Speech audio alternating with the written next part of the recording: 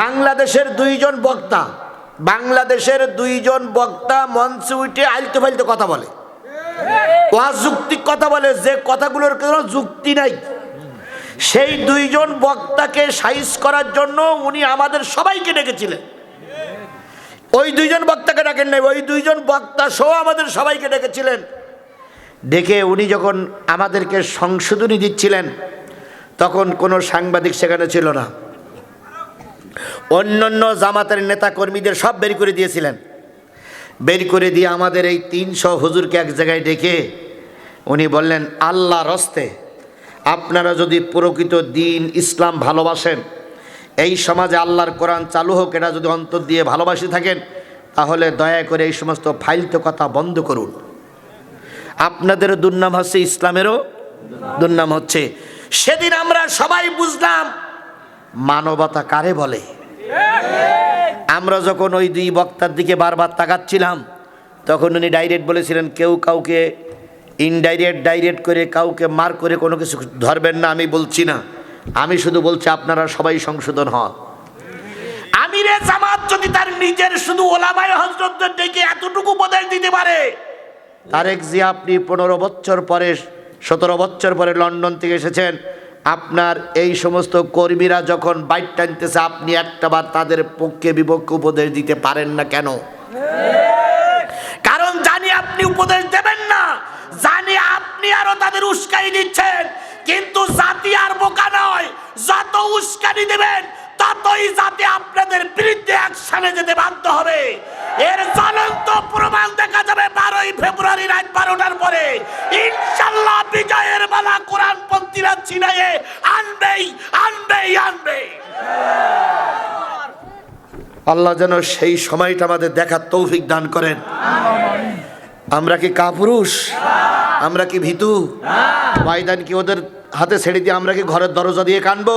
না, কথা হবে চোখে চোখে, কথা হবে মুখে মুখে, কথা হবে সমানে সমান। কোন সার দিয়ে কথা বলার সুযোগ নাই। পারবেন তো? পারবেন তো? পারতেই হবে ইনশাআল্লাহ। বলেন ইনশাআল্লাহ। আল্লাহ নবী দেখলেন প্রতি নেতারা সপ্তাহে কয়দিন কাবা ঘরের ভিতরে ঢোকতা। কিবার যখন ঢোকে তখন পরনে কি থাকে না? কাপড় থাকে না।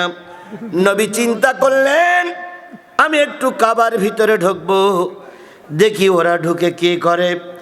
এবার নবী একদিন সোমবারের দিন সকালবেলা সবার আগে কাবার চত্বরে এসে বসে আছে। উদ্দেশ্য হলো কাবার ভিতরে ঢুকবে। নবী বলেছেন, যদি কোনো ব্যক্তি কাবার ভিতরে ঢুকে কাবার মাঝখানে বসে যদি উপরের দিকে তাকায় আর তার যদি আধ্যাত্মিক অন্তর থাকে, তার যদি এলমে লাদুনি থাকে, তাহলে কাবার ভিতরে বসে আরশে আজিম দেখা যায়।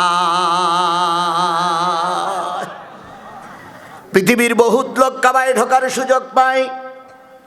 বাংলাদেশের থেকে 2-3 জন লোক কাবায় ঢোকার সুযোগ পেয়েছিলেন। তার ভিতরে একজন ছিলেন আমাদের মাথার তাজ, আমাদের হৃদয়ের স্পন্দন, আমাদের হৃদয়ের মণিকোটায় যিনি বসে আছেন আজীবনকাল, তিনি হচ্ছেন আল্লামা সাইদি রাহিমাহুল্লাহ। এই ব্যক্তি কেবল কাবার ভিতরে ঢুকতে পেরেছিলেন, আর বাংলাদেশে তেমন নাম করা কেউ ঢুকতে পারে নাই। সেই কাবার ভিতরে ঢুকবেন আমার নবী, কিন্তু এত অসহায় যে ওই এলাকার লোকেরা তারে ঢুকতে দেবে না।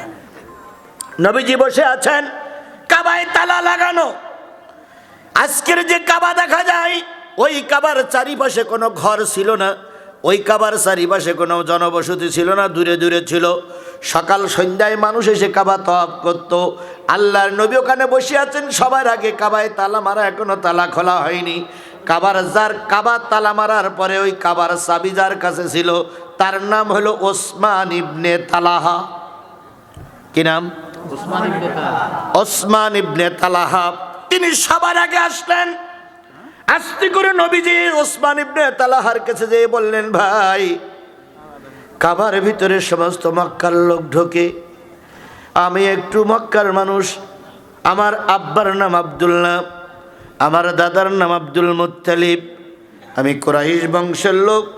আবু লাহাব আমার চাচা, আবু তালিব আমার চাচা, আমাকে একটু কাবার ভিতরে ঢুকতে কি দেওয়া যায়? বিনয়ের সঙ্গে নরম হয়ে খুব ছোট্ট করে বলতেছে, আমাকে একটু কাবার ভিতরে ঢোকা যায়, ঢোকানোর সুযোগ দেওয়া যায়? ওসমান ইবনে তালহা বলতেছে, কোনো পরিচয়ে কাজ হবে না, এই কাবায় তোমার মতন অপবিত্র লোক ঢুকতে পারবে না। ওদের ভাষায় নবী কি? অপবিত্র। আর ওদের ভাষায় আবু জেহেলরাই পবিত্র। শেখ হাসিনার ভাষায় মমতাজের মতন দেহ ব্যবসা করা নারীরা ছিল পবিত্র, তাই তাদের মমতাজের মতন লোকদের দিকে সংসদে গান গাওয়ার সুযোগ দিত।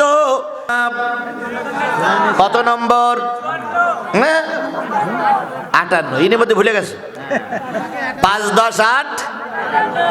এই আয়াতটা যখন নাজিল হলো, আল্লাহ রসুল তখন মক্কারও প্রেসিডেন্ট, মদিনারও প্রেসিডেন্ট। এটা সুবহানাল্লাহ বলা যাবে না?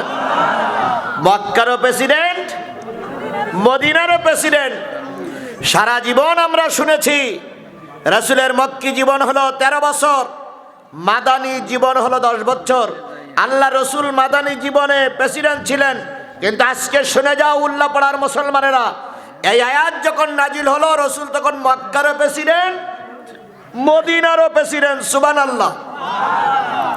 আচ্ছা, রসুল প্রেসিডেন্ট, কাজটা কি ঠিক? জোরে সোরে বলেন, কাজটা কি ঠিক? তাহলে রসুল যদি প্রেসিডেন্ট হয়, কাজটা যদি ঠিক হয়, আমার আব্দুর রাজ্জাক, আলহাজ আব্দুর রাজ্জাক 12,000 টাকা। আলহাজ তার 3,000 দিয়ে পুরেন গেল না ভাই? একটু ও ভাই, একটু পুরোই দেন ভাই। কই আব্দুর রাজ্জাক ভাই? কই রাজ্জাক ভাই আপনি দিলেন কেন? আমি তো আপনাকে চাইনি, দেশের যখন পুরোই দেন। কই রাজ্জাক ভাই? কই আলহাজ আব্দুর রাজ্জাক? হাজী সাহেব, ও হাজী সাহেব, এই 12,000 পাইছি, আর 3,000 দেওয়া যায় না ভাই? আমার ভাই, সে আপনার ভাই, বাসায় কথা হইলো। আমি আজকে আপনার জন্য খাস দোয়া করব, খাস সবার জন্য আম, আর আপনার জন্য খাস। আমি আপনার বাসায় খেয়ে আসলাম, আর 3,000 টাকা 12 দেন, আর 3,000 টাকা হবে না বাপ? রতন রতন দাঁড়ান, নূর মোহাম্মদ রতন। নূর মোহাম্মদ ভাই, রতন না, নূর মোহাম্মদ ভাই, আর 3,000 টাকা এতে একটু দেওয়া যাবে না? আচ্ছা, নারাই তাকবীর। নূর মোহাম্মদ ভাই 15,000 টাকা, 12,000 টাকা নগদ, আর 3,000 টাকা হয়তো এখনই এনে দেবেন। ওনার বাড়ি টাকা আছে, আমি জানি, উনি হয়তো এখনই এনে দেবেন। আল্লাহ কবুল করুক, মাশাআল্লাহ। আল্লাহ নবী মদিনার প্রেসিডেন্ট, মক্কার প্রেসিডেন্ট, কাজটা কি ঠিক? যদি ঠিক হয়, তাহলে নবীর উত্তরসূরি হলো আলেম। নবীর উত্তরসূরিরা কি? আল উলামাউ ওয়ারাসাতুল আম্বিয়া। নবীর উত্তরসূরি হলো আলেম।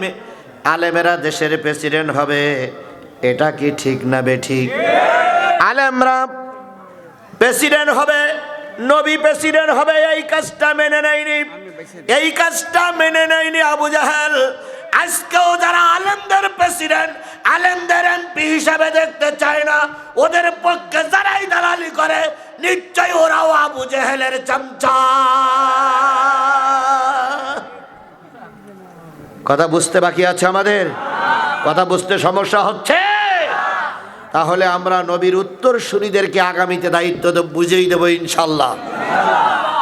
আল্লাহ নবী আয়াতটা যখন নাজিল হলো, মক্কারও প্রেসিডেন্ট, মদিনারও প্রেসিডেন্ট, ভালো করে শোনেন। কালেমার দাওয়াত দেওয়ার পরে রাসূল মক্কায় ছিলেন কত বছর? আমার দিক খেয়াল করেন, কয় বছর? 13 বছর বয়সে, 13 বছর চলাকালীন অবস্থায় একেবারে মক্কার শেষের দিকে এসে আল্লাহর নবী খেয়াল করলেন, এই আয়াতটার শানে নজুল বলতেছি, যেহেতু আলেমেরা বসা, শানে নজুল প্রেক্ষাপট না বললে ভালো বুঝে আসবে না।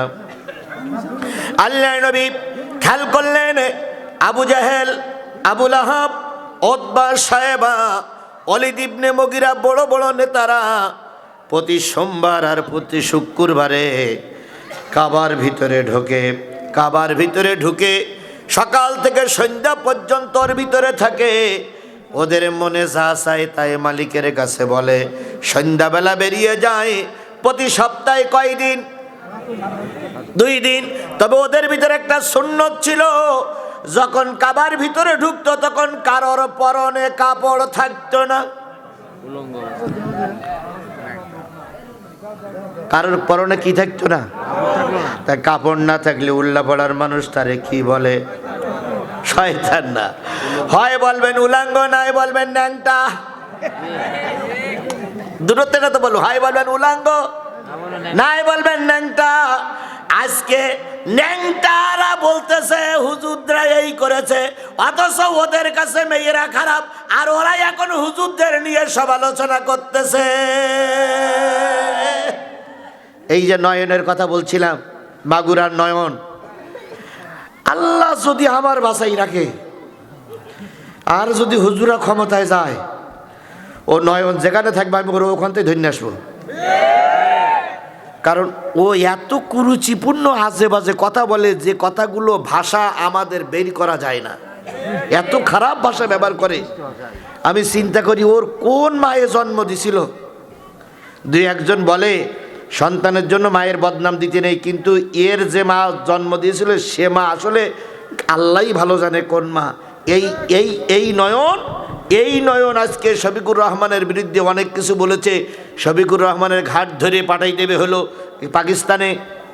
তারপরে শফিকুর রহমানের ব্যাপারে মন্তব্য করেছে তিনি নাকি বিদেশ থেকে কি বলে নেশা জাতীয় জিনিস খেয়ে এসে দেশে এসে নারীদের সুযোগ পায় না, তাই এই সমস্ত কথা বলছে। ভাইরে, আজকে গাড়িতে বসে শোনার পর আমি আমার চোখের পানি ধরে রাখতে পারিনি।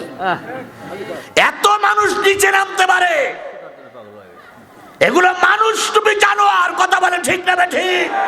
আর এদের পক্ষে যারা সাপোর্ট দিচ্ছে এদেরও রক্তে ভেজাল। বিএনপির লিডার তারেক জিয়া, আপনি একবার ধমক দেন,